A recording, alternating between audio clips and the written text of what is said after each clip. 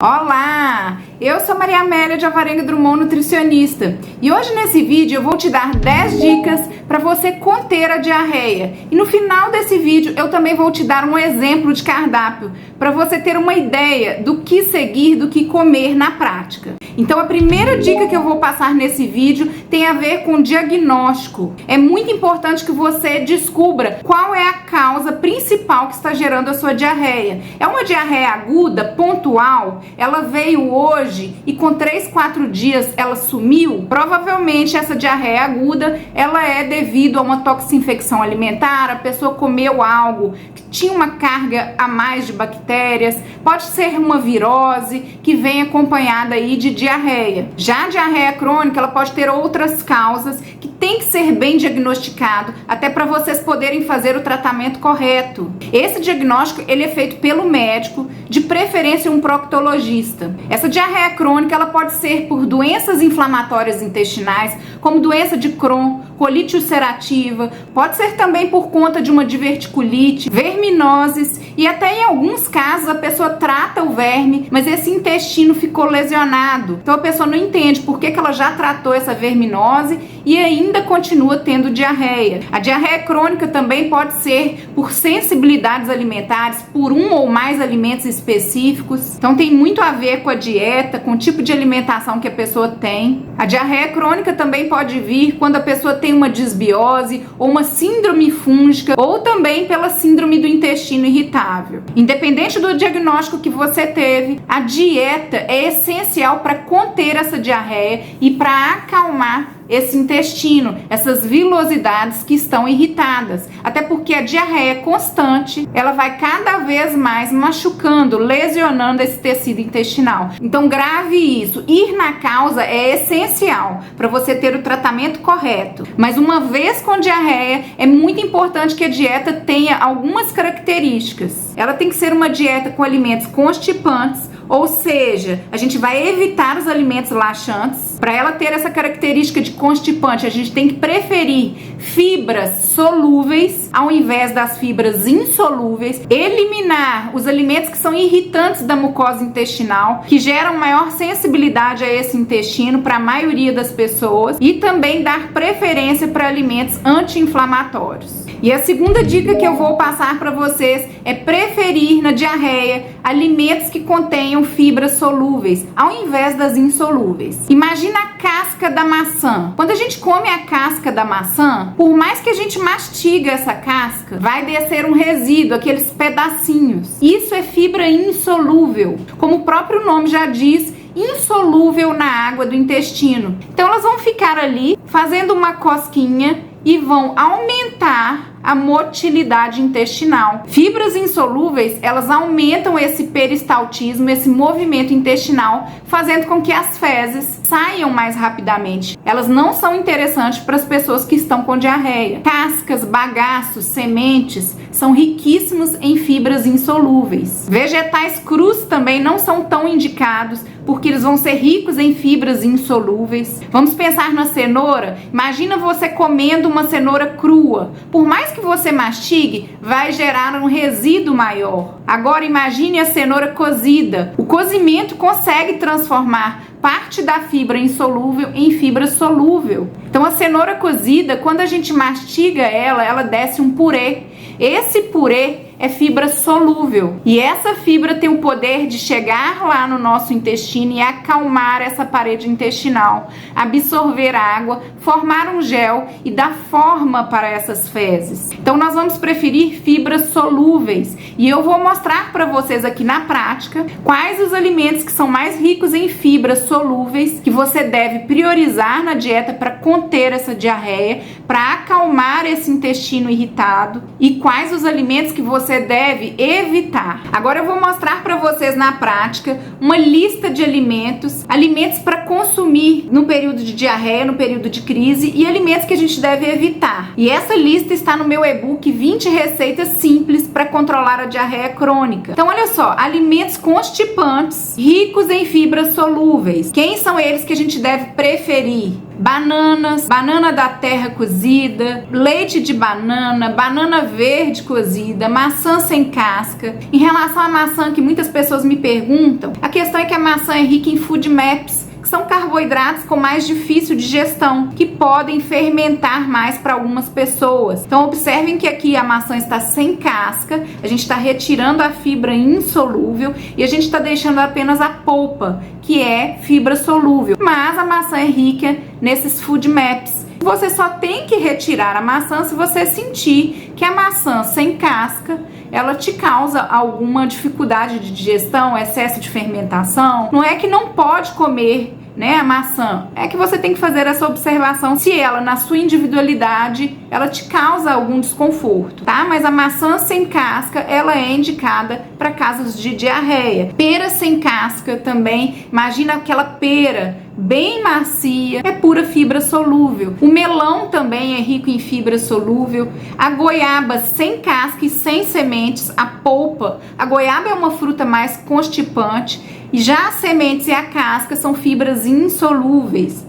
O suco de caju também é indicado, água com limão e a água de coco. Vegetais cozidos sem casca, então prefira alimentos cozidos. Vegetais cozidos sem casca, porque o cozimento transforma parte dessa fibra insolúvel em solúvel. O arroz branco cozido é indicado porque ele é mais constipante do que o arroz integral. Leite de arroz, o inhame é maravilhoso, riquíssimo em fibra solúvel, calmante intestinal. Leite de inhame, batata doce cozida sem a casca, mandioca cozida, purês, né? Purê de batata, a batata baroa, chuchu sem a casca, caldo de batata, caldo verde de chuchu, abóbora muranga também, ou cabutiá. Peito de frango é super interessante porque é uma carne bem magra. Para adoçar, eu indico Stevia 100%. Eu tenho uma marca que eu vou deixar aqui no descritivo para vocês, que não deixa gosto residual amargo, que geralmente os adoçantes de Stevia deixam. É a marca Colorandina, ele é em pó, bem pouquinho adoça. Eu utilizo aqui nas receitas do canal. Eu super indico esse adoçante tanto para as pessoas que precisam de controlar os carboidratos, quanto nesses casos de diarreia, porque o açúcar ele fermenta, ele gera gases, piora a síndrome fúngica. O açúcar é contraindicado, então tem que ser trocado. Em relação às gorduras, eu indico azeite de oliva para cozinhar em pequena dose, porque a gente sabe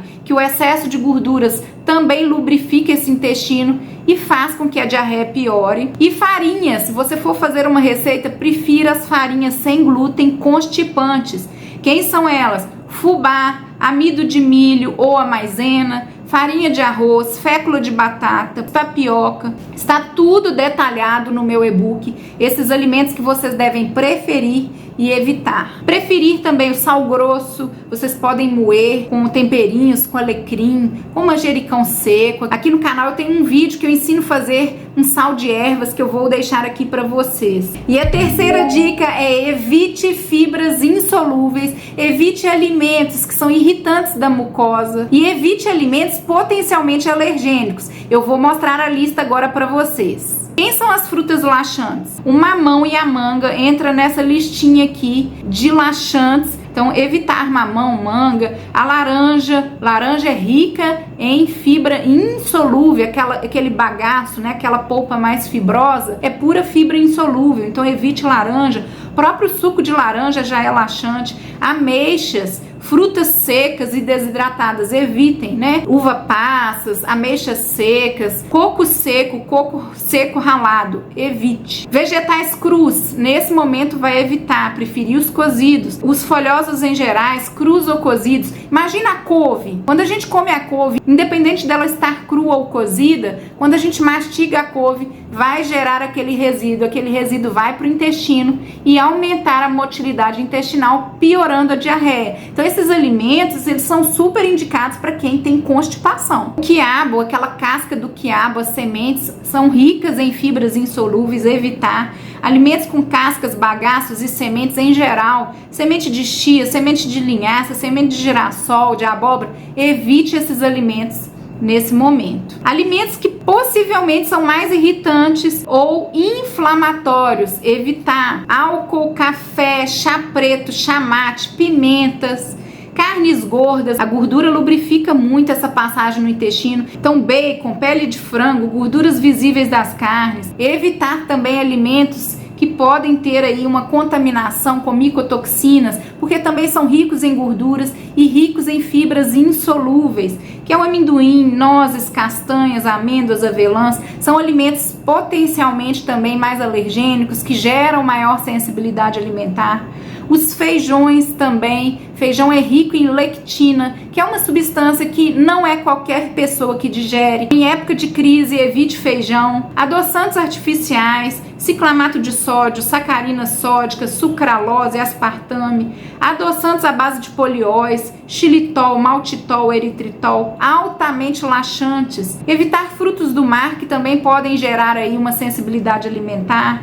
Todos os tipos de açúcar e mel, suco de frutas industrializados, óleos refinados, soja, canola, milho, girassol, principalmente através de frituras, alimentos que contêm glúten, então trigo branco, apesar dele ser constipante, trigo integral, centeio também tem glúten, cevada, aveia comum porque ela é rica em fibras, pão comum, pão integral, torradas, bolos comuns, cerveja tem glúten, esses molhos prontos muitas vezes tem glúten, salsicha, além desses alimentos também serem inflamatórios, contém ali substâncias que podem irritar mais esse intestino, nuggets industrializados, evitar leite e derivados, incluindo os produtos sem lactose. E a quarta dica que eu vou passar para vocês: invista em receitas. As receitas, elas ajudam a transformar o visual, o sabor dos alimentos. Querendo ou não, a pessoa que está com diarreia, ela vai ficar mais limitada e ela vai ter que restringir mais nesse período alguns alimentos. Vamos dar o exemplo da banana? A banana pode se transformar em um leite. Dá pra gente comer a banana da terra cozida no café da manhã no lugar do pão. Já a banana verde, tem como a gente fazer a sopa de banana verde. Então são receitas que com o mesmo alimento a gente transforma totalmente o visual e o paladar. E a quinta dica é sobre hidratação. A recomendação hoje é em torno de 35 a 50 ml de água por quilo de peso. Então é só você fazer a multiplicação. Se você tem 60 quilos, você vai multiplicar 35, que é a recomendação mínima, por 60, que é o seu peso. Você terá que ingerir, em média, 2,1 litros de água por dia. Se o lugar que você mora é muito quente ou está tendo muita diarreia, pode ser que esse volume tenha que ser aumentado. Uma dica muito boa é transformar a água de coco, aquele coco verde que tem bastante água, em um soro caseiro natural. É só colocar uma pitada de sal, que aquela água de coco vai se transformar num excelente soro caseiro. Além da água, investir em chás claros que acalmam todo o nosso trato gastrointestinal é interessante também. Erva doce,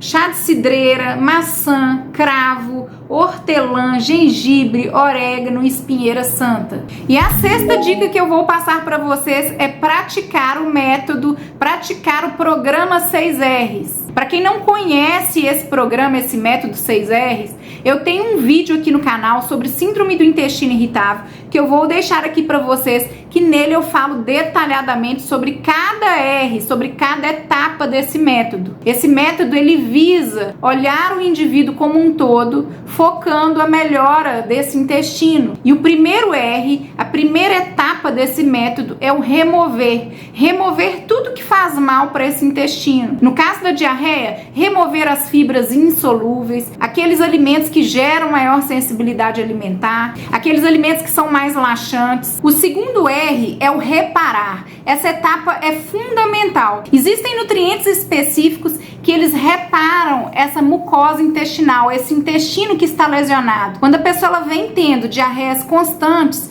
essa parede intestinal ela fica irritada, ela fica lesionada. Então é essencial que a pessoa, além de remover o que faz mal, ela também repare esse tecido intestinal. O terceiro R do método 6Rs é o recolocar. Recolocar mastigação. Muitas pessoas não dão muita atenção para mastigação. Mastigar bem os alimentos. A primeira etapa da digestão é através da mastigação, também recolocar enzimas digestivas quando é necessário. Então, se você come uma carne e sente que você fica o dia inteiro com ela no estômago, que a digestão não se faz facilmente, muitas vezes é necessário recolocar aí um pool de enzimas digestivas ou suplementar com cloridrato de betaína. Então, converse com seu médico, com seu nutricionista da possibilidade de recolocar também enzimas digestivas. Depois que a pessoa já removeu tudo que faz mal, ela já reparou esse intestino por no mínimo 3 meses com nutrientes, suplementos específicos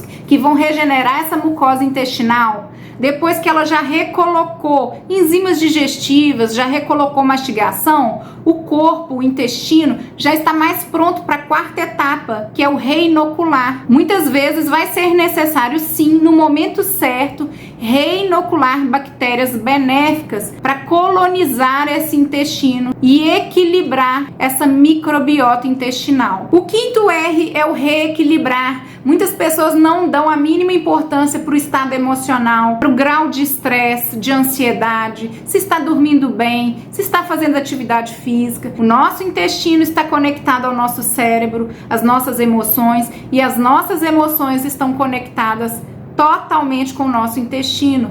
Então, quando a pessoa ela não se reequilibra emocionalmente, o intestino padece. E se o intestino padece, todo o corpo vai sofrer. Quando a gente está muito estressado, muito agitado, não conseguimos produzir enzimas digestivas suficientes. O alimento chega intacto no intestino, gerando grande fermentação e podendo gerar aí desconforto, gases, incluindo a diarreia. E o último R dentro do método 6R é o reavaliar. Você, depois que fez todo esse processo com seu médico, com seu nutricionista, você vai reavaliando, pode ir reintroduzindo um alimento por vez, vendo realmente quais são os alimentos que você não tolera bem. E a 7ª dica tem a ver com a etapa do reparar. Reparar aquela mucosa intestinal que está lesionada. Nutrientes como a vitamina D, vitamina A, o zinco, aminoácidos como a glutamina, glicina, vitamina C, fibras solúveis como a goma acácia. Todos esses nutrientes, esses componentes são muito importantes estarem presentes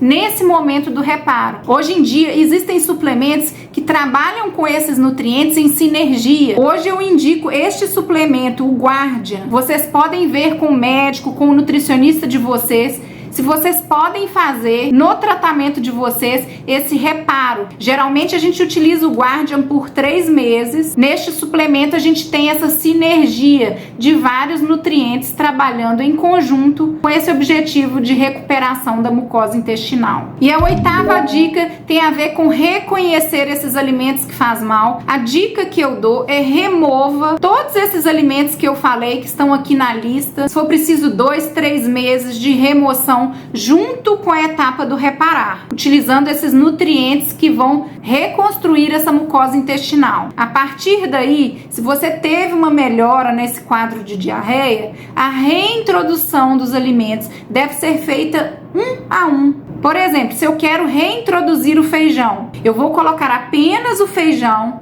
em um horário do dia, por exemplo, no almoço, em uma menor quantidade e, se possível, fazendo a fermentação desse feijão, deixando ele de remolho por no mínimo 24, 48 horas. Eu tenho um vídeo aqui no canal que eu ensino como fazer o feijão, as leguminosas, de uma forma correta. Colocado o feijão, eu vou ver como o meu corpo se comporta. Eu não vou começar a reintroduzir todos os alimentos de uma vez. Coloco o feijão, junto eu coloco o leite de manhã, à noite eu coloco um doce, um açúcar, porque se fizer mal, você não sabe qual o alimento que foi. E aí eu venho para a 9ª dica, que é ter um caderninho. Comece a anotar toda a sua dieta, o que você comeu no dia e quais são as reações que você teve naquele dia. Comece a colocar também, a vincular se você dormiu bem, se você estava mais agitado no dia. Lembra que eu falei que o intestino se conecta com o nosso cérebro, com as nossas emoções, e as emoções também influenciam no nosso intestino? Será que a sua reação de diarreia a causa naquele dia não foi o seu estado emocional e não o alimento? Será que naquele dia você não colocou algo que tinha leite,